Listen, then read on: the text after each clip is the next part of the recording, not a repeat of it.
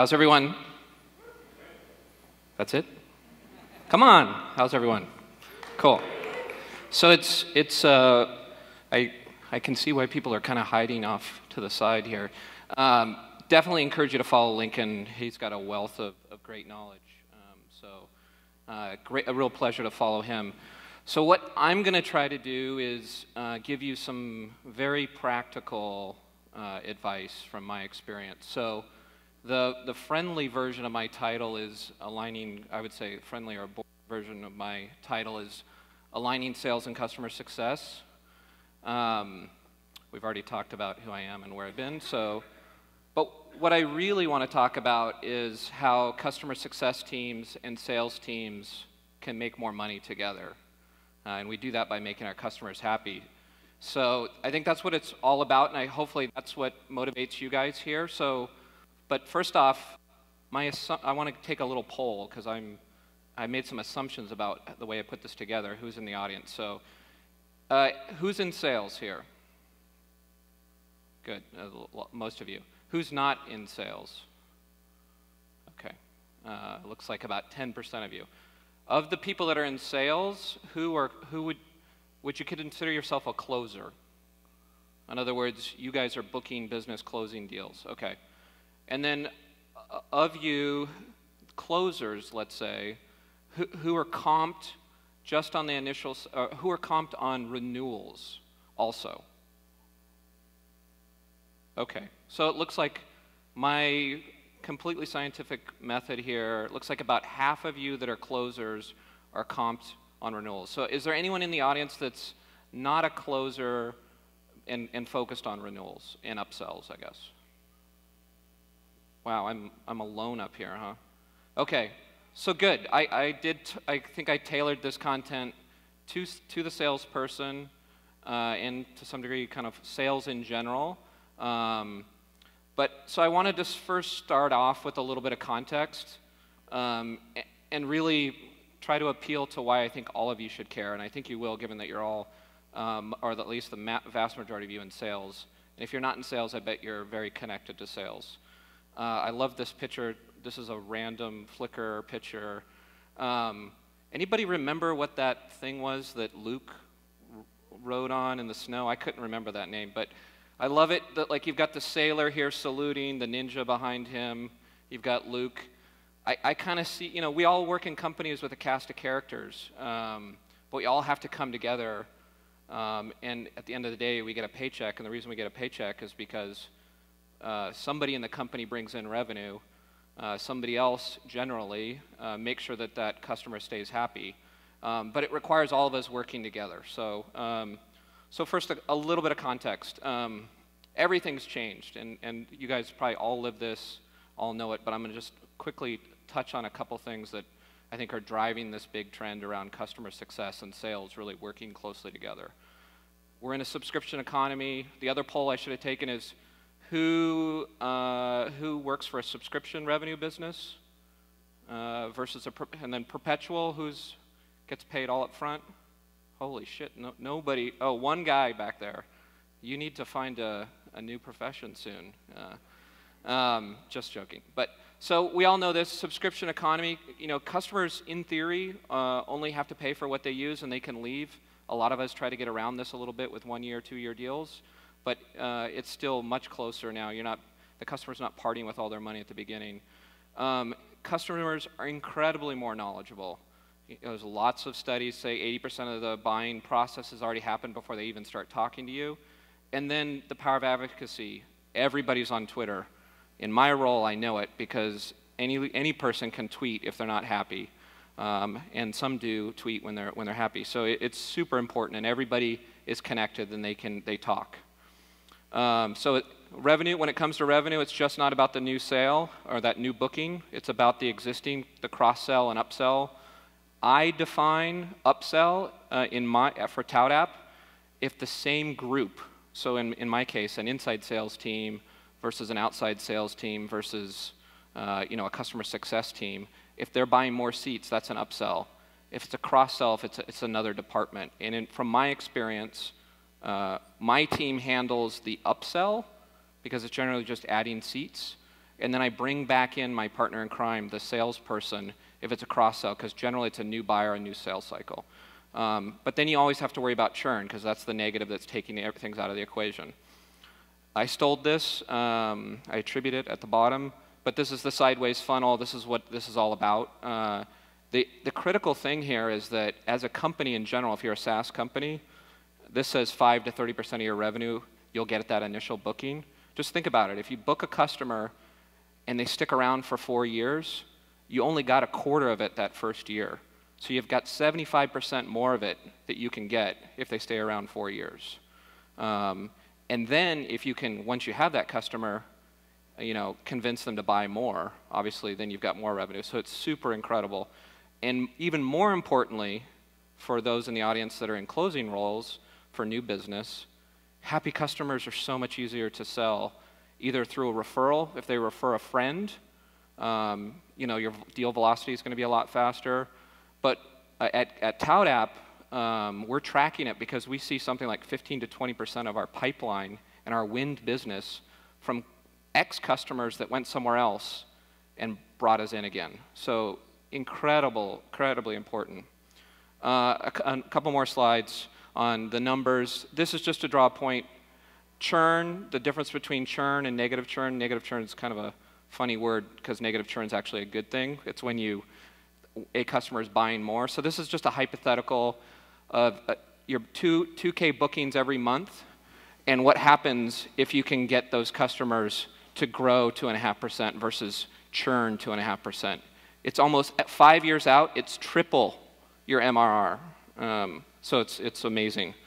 So that's enough of the context. Hopefully your takeaway from that little part was, this entire customer journey post-sales is super important for the company.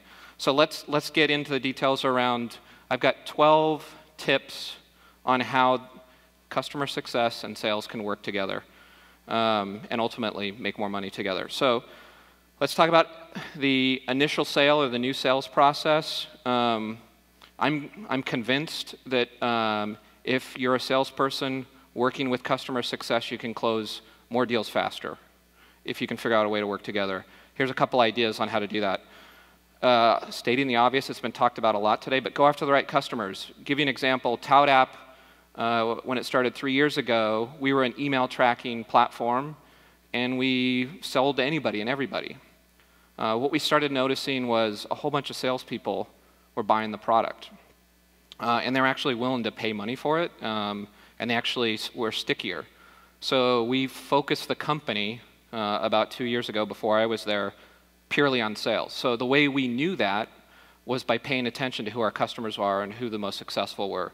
So this is really important. If I was a rep, a new sales rep, I would go find a CSM and ask him to tell me who our best customers are and why, and then pick off the 3 competitors around each of those customers and try to target them if you've got that flexibility in your territory. Learn and use customer success stories. So it should be about storytelling and teaching. If you're the director of sales or you run a sales team, drag a customer success person to your weekly meeting. You guys have the Monday meetings. Carve out 10 minutes and have that customer success person tell you about one new customer success story, because it's those stories your team can continue to tell and gain credibility. Teach customers best practices. I've heard the Challenger sale and a bunch of other things mentioned today. The methodology we use is changing. It's all about teaching, and customers really respond well to best practices. Particularly, their ears perk up if you're talking about a well-known brand or a competitor. You obviously don't want to give away secrets, but you can talk about benchmarks and best practices and how customer X, measures the business or is using your product. Those are the types of stories you should be telling during the sales process. And then connect prospects to existing customers. I try to, LinkedIn, we've talked about social selling, LinkedIn. Think about the deals that are active in your pipeline right now, and think about the customers that you could be connecting them with. More things have happened I've seen when you're connecting a prospect to an existing customer and kind of getting out of the way. It can be very, very powerful, and it's a very easy thing for you to do. So those are 4 tips on kind of the closing side. So post-close. So the minute the gong is run, you take the shot, you close the deal in Salesforce. It's all about momentum. So this is what I care a lot about. You want the handoff to go from, so the minute we close a deal at ToutApp, the AE takes over, goes from the primary point of contact from the customer to a customer success person. And we still have a joint team, but the baton is passed. So how do you set that success team up? And I'll appeal to the salespeople, to all of you in the room.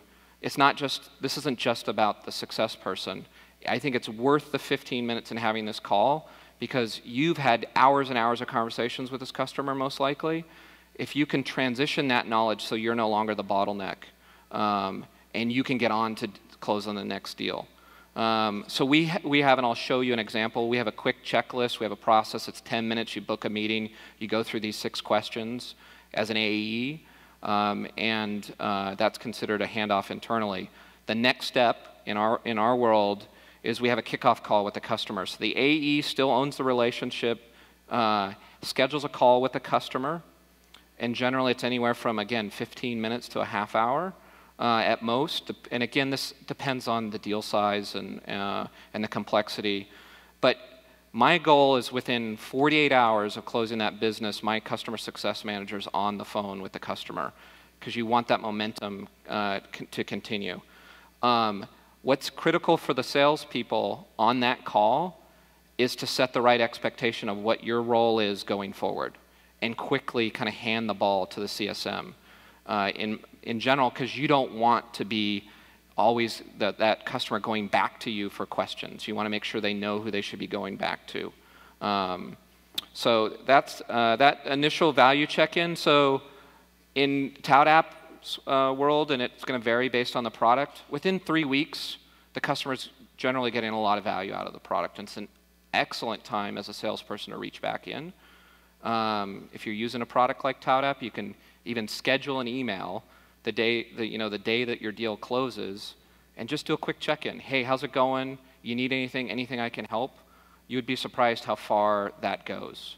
And you can use automation around this and make it very easy for you. And then social advocacy. I'll show you a template we use. Again, because our buyers are doing so much research before they even talk to you, the sources of where they're getting this information are incredibly important. If you're in the Salesforce ecosystem, AppExchange is super important. G2 Crowd's another one that's becoming more and more popular for B2B SaaS. Ask for that recommendation, generally at that 3-week or 1-month mark, because that's when they're happy, they're getting value, and it's a quick ask, and generally happy customers will do it. And that's going to pay dividends for you in the long run. So the third slide here, the third of 3, so ongoing. So after the 1-month honeymoon's over, now what do you do? This is a customer you want to be a customer for 4 or 5 years. You want to be able to go back to them that next year, ask for a renewal, hopefully be asking them to buy more and more. Health checks, like in general, whether you do these quarterly, monthly, annually, it all depends on how big the customer is and what it's worth. But these are, once you get a rhythm and a process to these, a template essentially, these are a phenomenal time to get the right people in the room because they want to know how they're doing with the product. And if you can structure the right conversation, make it around benchmarks, make it around best practices, where the CSM, you're using the CSM to tell the customer how they're doing. You'd be amazed how customers open up and tell you what their priorities are, how things are working, what else is going on in their business. And it's their defenses are generally down. It's a great time to learn more about their business. Get customers together. We do at ToutApp, we do happy hours. We do monthly happy hours. Our goal has been to move up, the org chart in organizations. So I realized that we didn't have the greatest relationships to the VP of sales or the CROs. So on purpose, we put together a dinner series, and you put it at a good place, Maybe you bring an outside speaker so you've got something to attract them to. And you get 12, 15 of these people in a room for a night. They're coming because there's some of their peers that are there. Maybe there's good wine, a good steak. And then you kind of get out of the way and you'd be amazed kind of the conversation that happens. You can be a fly on the wall. Super easy to do, you know, a couple grand at most in expense, and it's well worth it. And then, you know, share content. The next one, social selling. So again, if you've done a good job connecting to your customers, then you can just share content through LinkedIn, and you'd be amazed how much of a scalable way this is to keep in touch with your customers. I have customers constantly either thumbing up content or commenting, or customers meeting each other through that. It's a very easy, low-friction way to do it. And then last but not least, bottoms-up feedback, particularly for us that are in SaaS, seat-based. How do you get to the end users? We do surveys. Again, this is a pretty scalable thing to do. Use SurveyMonkey or another product to send out an end user survey. I'll show you an example of what we do to get their feedback. You'd be amazed what people offer up. And generally we ask 2 or 3 questions, like 1 to 5, how's it going? And then what are the top 3 benefits you're seeing? And now you've got these gold little nuggets that you can use either in other sales cycles or to bring it up to the executive level. You can summarize all of this and have a great conversation with the sales leader or your executive within the organization. Those are the 12 tips. I'm going to now show you a couple specific examples. Here's an eye chart, but this is an example of how prescriptive you can get with that internal handoff process. So we literally post this on a wiki, and it's consistent. I'm a big believer if it's, you know, kind of low complexity work, make a checklist for it, make it a no-brainer, and everybody's going to follow it, and it'll be consistent. So there's, you know, you'll see the 4 or 5 things the AE needs to do, the 4 or 5 things the success person needs to do, and it's really straightforward. And this way you get the quality and you make sure that meeting goes by really quickly. So the next thing is an example of a template we use. I mentioned about getting reviews on AppExchange and others. This one happens to be one of the templates we use within ToutApp to quickly send a customer and ask for them to do a review on AppExchange. We have a number of points that we ask for this, but one example is we use Zendesk as our ticketing system. So customers write in with questions, issues, and Zendesk surveys them, like how did it go? You can very easily, within literally, if you spent 10 minutes a week, you could send out probably 30 of these, each of your customer success person. You just sort on everybody that gave you, you know, favorable feedback and use that as an opportunity right in the moment to ask them. So this is a great way to do that. And if you've got a template, you don't have to mess around with the language. It's really easy. So almost done here. I wanted then to further distill this down as you guys go home tonight, go into the office tomorrow. I think there's 5 things you can do that would be super easy but super impactful for you to do. If you're a rep, find a CSM you like, buy them a coffee or a beer. You'll get a trend here, and get them to tell you about their favorite customer. Literally just ask them, like, who's your favorite customer? Why? What are they doing? Why are they successful? What part of the product are they using? 15-minute conversation, you can learn so much that you can apply immediately in your next sales opportunity. So same trend, buy a CSM a coffee or a beer. That applies to me too. And brainstorm the customers where they think is the most opportunity for growth. So this mainly applies to you in the audience that get the residual upsell, cross-sell, renewal opportunities. But you have to force a habit around constantly going back and looking for those opportunities. And this is an easy way to identify the low-hanging fruit. Introduce 3 prospects. So 3 people that are in your pipeline today. Think of your 3 best customers and introduce them to each other on LinkedIn. Just say, like, you know, Joe, I want you to meet Susie. She's so-and-so. She's a great thought leader in the space, you'd be amazed how far this goes. This also kind of expands your own personal network. If you're a sales leader and you run that, that Monday morning or Monday afternoon sales meeting, carve out 10 minutes on your agenda for customer success. I think you could do it once a week, even if it's just once a month. Ask the success person to come in and tell you 1 or 2 stories about a happy customer. Again, get in that habit of storytelling. I think your reps it'll pay dividends for them. And the last example is the example I used about the bottoms-up survey. Get a tool, have the CSM survey your existing customers at key points, literally 3 questions. You'll be amazed how many golden nuggets you can get from that. And ticker is not working. I had a great slide. Something I had from Flickr. I'm essentially done, but okay, we'll assume this is broken. So that's it.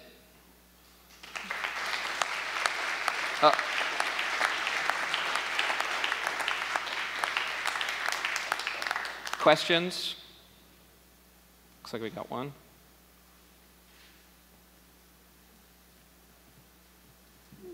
Hi, great presentation, Cliff. Thank you. Question for you. Chris Duggan mentioned that there's several different tiers of sizes of organizations.